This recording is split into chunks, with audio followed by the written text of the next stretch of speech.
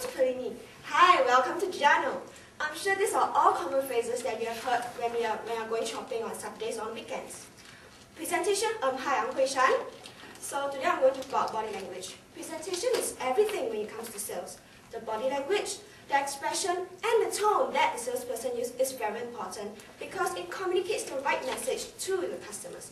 I'm sure a lot of you have encountered salesperson who stands like this when they are serving you.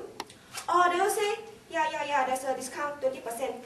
They may have a smile on their face, but the thing is their body language is communicating that they are very impatient and very unwilling to serve you.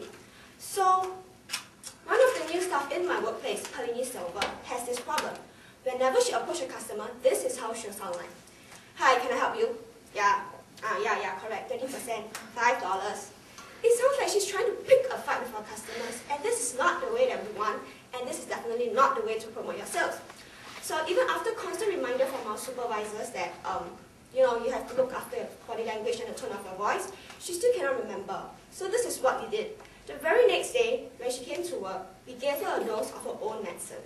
So when she came, she said, hello. All of us said, hi. Then after that, when we were teaching her product knowledge, we look very happy, but our body language is like, yeah, correct, that's silver, correct.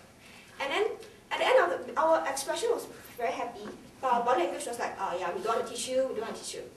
So in the end, at the end of the day, she thought that we were very unwilling to teach her, and we were very unhappy with her.